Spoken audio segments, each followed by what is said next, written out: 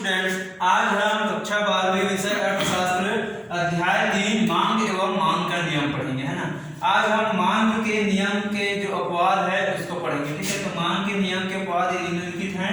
इसमें पहला आता है गिफिन का विरोधाभास, है ना।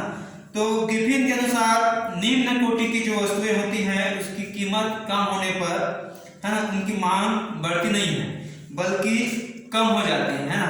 तो इसके विपरीत वस्तु की कीमत में वृद्धि होने पर उसकी मांग जो है वो बढ़ जाती है।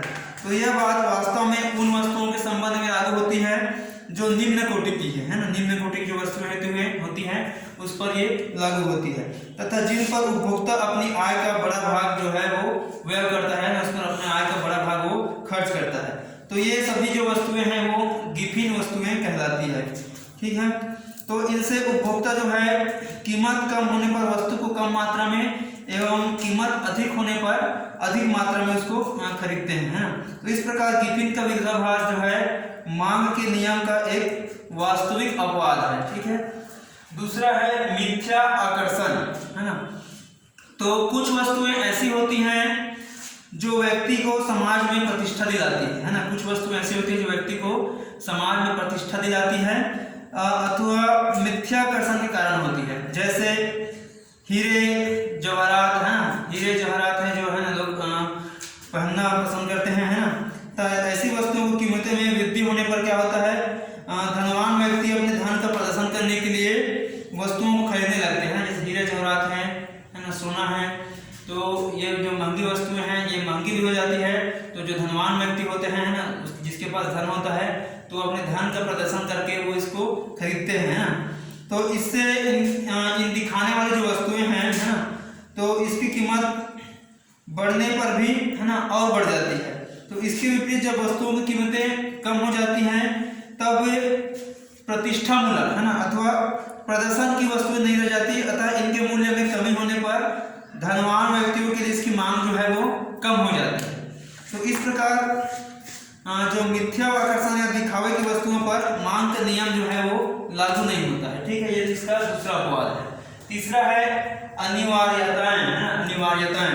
तो मानव जीवन की वे वस्तुएं जिनका उपभोग करना मनुष्य के अनिवार्य है ना। जो ऐसी वस्तुएं जो मनुष्य को उपयोग करना ही है ना। तो जैसे खाने पीने की वस्तुओं में खाद्यान्न वस्तुएं हैं, कपड़े आदि है ना। तो ऐसी वस्तुओं की कीमत में वृद्धि होने के बावजूद इनकी मांग जो है वो कम नहीं होती है, ठीक है। जो खाद्यान्न वस्तुएं हैं वो महंगी भी हो जाएगी तो इसकी मांग जो है कम नहीं होगी, है ना। जो जैसे कपड़े हैं, तो ऐसी दशा में मांग का नियम यहाँ पर लागू नहीं होता है, क्योंकि उपभोक्ता को उतनी वस्तु का उपभोग तो करना ही पड़ेगा, ठीक है। तो जितना कि जीवन के लिए आवश्यक है उतना वस्तुओं का उसको उपभोग करना ही पड़ेगा, अतः कीमत की वृद्धि का अधिक प्रभाव इस पर नहीं पड़ती है, ठीक है। तो यहाँ पर जब अनिवार्यता आ जाती है तो उस समय, है ना, मांग का नियम यहाँ लागू नहीं होता है। चौथा है दुर्लभ वस्तुएं। तो यदि उपभोक्ता को किसी वस्तु के भविष्य में दुर्लभ हो जाने की आशंका होती है ना, मतलब भविष्य में ये वस्तु हमें प्राप्त नहीं हो पाएगी ऐसे उसको लगता है, तो उस वस्तु की कीमत बढ़ जाने पर भी उसकी जो मांग है वो बढ़ती जाती है ना। जैसे खाड़ी युद्ध के समय खाद्यान्न की समस्या, खाद्यान्न की और तेल, है ना, इसके संबंध में ये बात सिद्ध हो चुकी है। खाड़ी युद्ध के समय युद्ध जब चल रहा था, है ना, तो खाद्यान्न और तेल जो है ये उसमें ऐसा लग रहा था कि दुर्लभ है, प्राप्त नहीं हो पाएगी, तो है ना लोगों ने इसको खरीदा था। पांचवा है विशेष अवसर पर, है ना। तो मांग का नियम जैसे कुछ विशेष अवसरों पर लागू नहीं होता, जैसे शादी है, त्योहार है ना। तो इस पर ये मांग का जो नियम है वो लागू नहीं होता है। इन अवसर पर वस्तु की कीमत यदि बढ़ी हुई है फिर भी उसको, है ना, शादी या त्योहार में लोग उसको चाहे उसकी कीमत कितनी बढ़ जाती है उसको खरीदते ही हैं, है ना।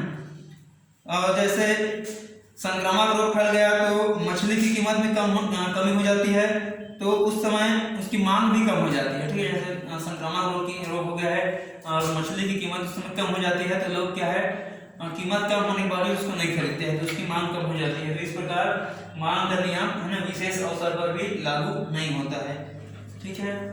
ठीक है स्टूडेंट्स, आगे का ध्यान नेक्स्ट वीडियो में पढ़ेंगे। Thank you.